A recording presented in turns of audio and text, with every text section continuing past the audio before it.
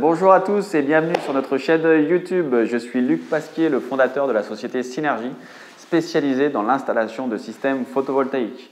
Aujourd'hui, notre vidéo va surtout s'orienter vers l'utilisation d'une batterie. Mais quelle batterie? Puisqu'aujourd'hui, nous commencerons à voir l'apparition de batteries physiques, stationnaires, que vous pouvez avoir physiquement chez vous, mais également de batteries virtuelles avec différents fournisseurs. L'objectif de cette vidéo sera de pouvoir analyser tous les éléments à prendre en compte dans le choix justement de votre type de batterie si vous avez décidé d'avoir plus d'économie d'énergie chez vous. Allez, c'est parti!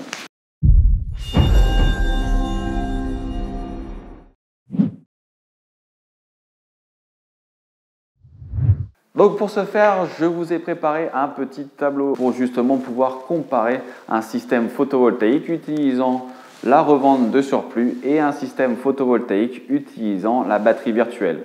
Nous avons sélectionné les deux principaux fournisseurs de batteries virtuelles, à savoir Urban Solar, le créateur justement de la batterie virtuelle, une start-up lyonnaise qui a créé justement le principe de la batterie virtuelle en 2017. Et ensuite, nous avons sélectionné un deuxième fournisseur, MyLight, très connu pour avoir un système de batterie virtuelle très simplifié. La différence entre les deux, c'est ce que nous allons étudier aujourd'hui.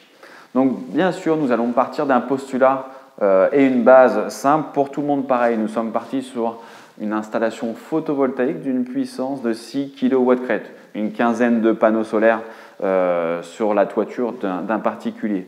À partir de ce prix d'achat qui va être égal pour tout le monde, nous allons voir et déterminer quels sont les coûts induits justement par l'installation d'une batterie virtuelle versus une installation classique en revente de surplus. Très important, nous partons du postulat que le particulier autoconsommera 50% de son électricité et qu'il revendra 50% de son surplus, afin d'avoir une base qui soit à peu près cohérente sur ce qu'il se déroule dans la plupart des foyers français. Donc, en installation, nous avons un prix d'achat qui est pour tout le monde pareil. Cependant, il y a certains fournisseurs qui exigent l'installation de matériel supplémentaire afin de pouvoir analyser justement cette consommation d'énergie. C'est pourquoi le système MyLight demande, et je parlerai toujours de prix TTC public, l'installation d'un coffret qui est aussi entre 1 500 et 2 500 euros. Je vous ai mis dans le tableau 2 000 euros d'investissement supplémentaire afin d'être cohérent avec ce qu'il se passe sur le marché. A l'inverse, Urban Solar ou EDF OA Solaire ne vous demanderont aucun élément supplémentaire. Vous aurez une installation classique connectée au réseau sans frais en plus. Une fois que le matériel est installé, vous allez pouvoir procéder à la partie administrative. Pour EDF OA Solaire, généralement, la plupart des entreprises réalisent justement les démarches administratives. Raccordement avec Enedis et justement vous accompagne dans les contrats avec EDF OA Solaire. Cela est pris en compte généralement dans la plupart des cas dans vos frais de départ et le prix d'achat du système. Urban Solar demande des frais d'inscription qui sont aujourd'hui entre 190 et 195 euros suivant le type de dossier que vous choisissez. Donc c'est un petit coût supplémentaire. Pour MyLight, aucun frais de dossier également. Cela fait partie du système de base. Ensuite, nous avons vu que vous n'avez pratiquement pas de frais de dossier sauf pour Urban Solar. Cependant, vous pouvez avoir des abonnements supplémentaires. On va toujours partir avec EDF OA Solaire, pas d'abonnement supplémentaire.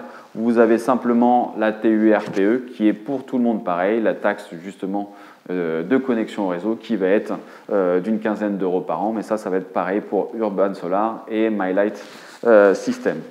Là, nous allons parler d'abonnement justement à la revente de surplus ou d'abonnement à la batterie virtuelle. Pour Urban Solar, vous aurez un abonnement qui dépendra de votre puissance photovoltaïque. 1 euro hors taxe par kW/crête installé. Donc dans ce cas-ci, j'ai une installation qui fait 6 kW/crête. Donc forcément, à la fin de l'année, j'aurai un abonnement annuel de 86 euros TTC. Dans le cadre d'une installation avec MyLight, tout dépendra en fait de la capacité de votre batterie. Nous sommes partis sur une batterie de 30 euros par mois, ce qui fait un abonnement annuel à 360 euros, qui va forcément impacter votre retour sur investissement. Maintenant, nous allons pouvoir analyser comment ça se passe exactement pour le surplus. C'est là qu'il y a une petite subtilité. Pourquoi? Bon, c'est très simple pour EDF OA Solaire. Ils vous rachètent le tarif à un prix donné sur 20 ans. Aujourd'hui, nous sommes aux alentours des 12 centimes et demi pour le résidentiel. Donc, vous êtes garanti que pendant 20 ans, vous allez être racheté ce surplus à 12 centimes et demi. Simple, efficace, vous avez de la visibilité. Deuxième, Urban Solar. Attention, la batterie virtuelle ne va pas stocker votre prix TTC. Vous aurez toujours les taxes d'acheminement à payer sur votre tarif. C'est là où est la subtilité. C'est qu'en fait, vous faites vraiment des économies sur le prix du kilowattheure produit. Et donc, on n'est plus à 25 centimes ni à 27 centimes. Nous sommes plutôt sur des économies aux alentours des 16 centimes. Vous l'avez peut-être écouté avec l'augmentation dernière du prix de l'électricité. Le gouvernement a récupéré certaines taxes justement sur l'électricité. Et ces taxes vont encore augmenter l'année prochaine. Du coup, les économies réelles sur votre facture d'énergie ne seront pas à 100% du prix du kilowattheure, mais correspondent plutôt à une fourchette à 50-60% du prix du kilowattheure, ce qui fait une grosse différence. Mais vous économisez quand même plus qu'avec le tarif de rachat à 12 centimes d'EDF, ce qui fait que vous allez générer un petit peu plus d'économies à la fin de l'année. A l'inverse, avec MyLight, les taxes en fait, d'acheminement sont mensualisées à travers leur abonnement, ce qui fait que vous allez économiser 100% du prix du kilowattheure sur votre facture d'électricité. Mais de l'autre côté, vous avez payé un abonnement qui n'existe pas pratiquement chez les deux autres. L'un dans l'autre, tout le monde est obligé de payer les taxes d'acheminement. Il n'y a pas d'avantage vraiment incroyable par rapport à un autre, ce qui fait que vous allez quand même économiser 100% de votre production photovoltaïque. Attention, à hauteur de votre capacité de stockage. Ça veut dire quoi? Ça veut dire que si vous partez 3 semaines en vacances au mois de juillet ou au mois d'août, vous aurez une certaine capacité de stockage de votre batterie. Et tout le surplus sera perdu dans la nature. D'où le choix du bon abonnement et de faire attention à sa capacité de stockage. C'est un avantage, mais il faut bien la déterminer. Dernier point, ça va être la prime ou les aides associées au type de contrat que vous aurez choisi. Effectivement, avec EDF OA Solaire, vous avez une prime qui s'appelle la prime à l'autoconsommation, qui dépendra également de la puissance que vous allez installer. C'est pour ça que sur le dernier trimestre, nous sommes sur une prime aux alentours des 1 600 €. Pourquoi je dis aux alentours? C'est que tout simplement, tous les trimestres, elle va à la baisse. Mais une fois que vous avez validé votre prime, à 1 500, 1 600, 1 700 €, celle-ci est validée, vous la toucherez l'année suivante. Mais si vous prenez du temps pour faire votre dossier et que vous le faites dans 6 mois, je ne peux pas vous dire aujourd'hui quelle sera votre prime. Mais en tout cas, aujourd'hui, votre prime, elle oscille aux alentours des 1 600 €. A l'inverse, chez Urban Solar et chez MyLight, vous n'avez aucune aide pour l'installation de panneaux photovoltaïques. Donc là, malheureusement, ça sera zéro.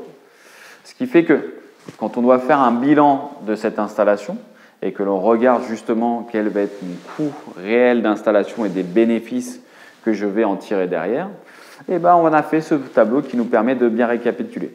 Avec EDF OA Solaire, j'aurais généré plus de 6 000 € en fait, de gains au total. Avec Urban Solar, je n'aurai pas de prime à l'autoconsommation.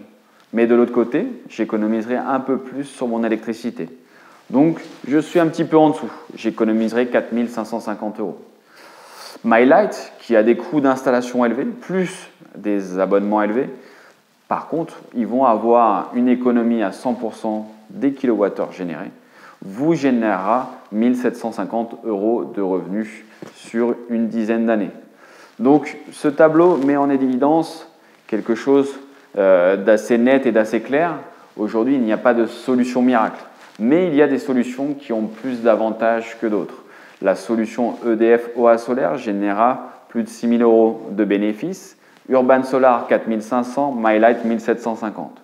C'est pourquoi nous pensons que chez Synergie, qu'il vaut mieux avoir une batterie physique et utiliser ces 6 000 € de la part d'EDF ou votre prime à l'autoconsommation, d'investir dans une batterie physique afin d'économiser 100% de votre énergie, avoir une certaine indépendance énergétique et vous protéger contre les coupures d'électricité, plutôt que d'être locataire d'un abonnement d'une batterie virtuelle que vous ne maîtrisez pas sur la durée.